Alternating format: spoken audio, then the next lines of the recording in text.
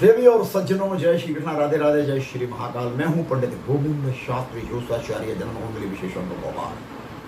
और आज बताने जा रहा हूं कि अगर आपने अपने माता पिता दादा दादी का अंतिम संस्कार, मृत्यु के बाद की जो क्रियाकर्म होते हैं वो अगर आपने वैदिक रीति से नहीं किए, आधुनिक विचारधारा में आ गए और अपमान उनका अगर किया तो पितृदोष आ जाएगा, पहली बात। दूसरी बात, आपके घर की सुख और समृद्धि सब चली जाएगी, धन हानि होगी, आयु क्षीण हो जाएगी, घर के सब लोग, कोई लोग दुर्घटना, कोई असाध्य रोग, बीमारी से, कर्जा से त्रस्त हो जाओगे, आप लोग त्राही त्राही करने लगोगे।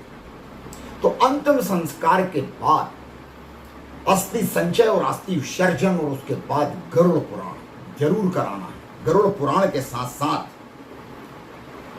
फिर आपको त्रयोदशी संस्कार, गंगा पूजन करवाना है, पिंडदान करना है, आपको सैयादान करना है, गौदान करना है, अन्नदान करना है, स्वर्णदान करना है, वस्त्रदान करना है, फलों का दान करना है। कम से कम आपके पिताजी माताजी जो संसार से चले गए हैं, दादा दादी, उनके वर्ष भर का भोजन कितना करते थे वो अन्न, 1 कुंटल, आधा कुंटल गेहूं, जो भी, चावल दाल इत्यादि, घी तेल मसाले इत्यादि। जो पंडित जी आपके घर आते हैं त्रयोदशी संस्कार की पूजा करवाने के लिए, जिन्होंने गरुड़ पुराण पढ़ा है आपके यहाँ, आप उनको वर्ष भर का अन्न दान करना। वर्ष भर का नहीं कर पाओ तो 6 महीने का करना, 6 महीने का नहीं कर पाओ तो 3 महीने का करना, और 3 महीने का भी नहीं कर पाओ तो 1 महीने का अन्न दान जरूर करना। जैसे सीधा सामान होता है ना, आटा दाल चावल गुड़ तेल घी मसाले फल सब्जियां इत्यादि, है ना, और नगद मुद्राएं जो आप दक्षिणा देना चाहते हो। सैया दान करना है, पूरा पलंग बिस्तर गद्दा तकिया रजाई इत्यादि सब कुछ उनको देना। छाते का दान करना है, खड़ाऊं का दान करना है, और सैया पर बिठा करके पंडित जी को तिलक लगाइए, और विष्णु भगवान की मूर्ति का भी, सोने की मूर्ति का दान करना है। सैया की 2 परिक्रमा कम से कम करना है पूरे परिवार को। पंडित जी को तिलक लगाइए, उनको संकल्प बोलो कि पंडित जी आप संकल्प बोल दो, और उसी के साथ सैयादान और गौदान का भी आप संकल्प करें।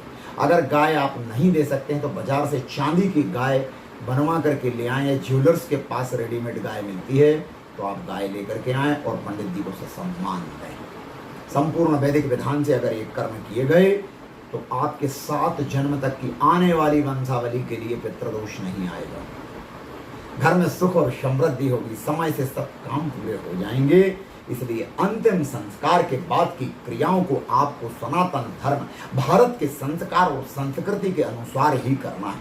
अगर आप पाश्चात्य संस्कृति और आधुनिक विचारधारा में आ गए कि ये सब बकवास है, ये बुढ़िया पुराण है, तो बर्बादी निश्चित है प्यारे, कोई नहीं रोक सकता। फिर भगवान भी कहते हैं मैं भी नहीं बचा सकता। वंश वृद्धि नहीं होगी, कोई ना कोई अकाल मृत्यु, काल कवले, दुर्घटना, करंट, बिजली से हाथ हत्या, आत्महत्या इत्यादि, संतान ना होना, शिक्षा पूरी ना होना, नौकरी ना लगना, बहुत सारी व्याधियां, असाध्य रोगों से ग्रसित हो जाना, ये सब पितरों के श्राप से होता है। तो सावधान, आप संपूर्ण वैदिक विधान से करवाएं। मैं चाहता हूं भारत का हर हिंदू भाई, हर भारत का जनमानस सुखी हो जाए। आप पाश्चात्य संस्कृति की तरफ मत जाना, आधुनिक विचारधारा के धनी मत बनना। बहुत सी समाजों में चल रहा है कि मृत्यु भोज का बहिष्कार करो, मृत्यु भोज ठीक है, अच्छी बात है, अनावश्यक धन खर्च मत करो, लेकिन जितना करना है कम से कम 13 ब्राह्मणों को भोजन कराना, आपके मानदानों को भोजन कराना, छोटी कन्याओं के भोजन आपको कराना ही कराना। पूरी समाज को मत बुलाओ, भले ही पूरी कॉलोनी को मत बुलाओ, लेकिन 13 ब्राह्मण तो बिल्कुल बहुत आवश्यक है, उनको जरूर बुलाइए और उनको पात्र दान कीजिए। जो भी आप दे सकते हैं, उनके लिए वस्त्र दे सकते हैं, उनके लिए चांदी का, तांबे का लोटा दीजिए। स्टील का गिलास और स्टील का लोटा बिल्कुल वर्जित है त्रयोदशी संस्कार में, कभी मत लाना। तांबे के लोटे पंडितों को दान करो ना, और एक उनको कम से कम अगर वस्त्र नहीं दे सकते तो ऐसा अंग वस्त्र, अंगूछा तो दे सकते हो ना, ये तो दे सकते हो ना। एक अच्छी तुलसी की माला दे दीजिए उनको आप। गीता तो सभी लोग देते हैं, रामायण दे दीजिए कभी कभी।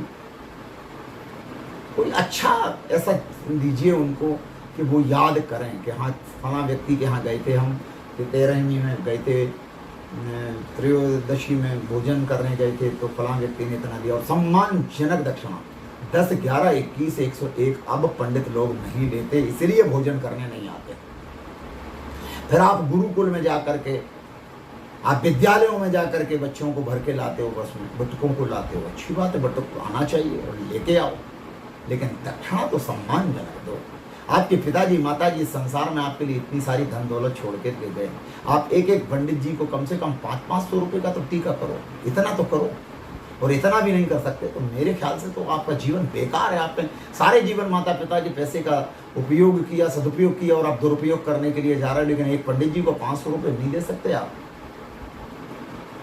ये विचारधारा त्यागना होगी।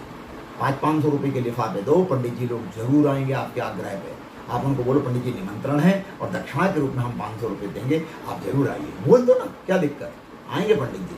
पंडित लोग ये सोचते हैं कि 10-11 रुपये देगा, एक स्टील का गिलास देगा 5-10 रुपये का, एक अंगूठा देगा 10-20 रुपये का, हम तो नहीं जाते, मना कर देते, बोलते हैं आज हमारा व्रत है, उपवास है, या फलानी जगह जाना है, उधर दूसरा भोजन है। अधिकतर अवॉइड इसलिए करते हैं कि आप उनको सम्मानजनक दक्षिणा नहीं देते हो, उनको वस्त्र नहीं देते हो, उनका सम्मान नहीं करते हो, इसलिए ब्राह्मण आने से कतराता है। ब्राह्मणों को सम्मानजनक दक्षिणा दो, ब्राह्मण जरूर आएंगे आपके घर।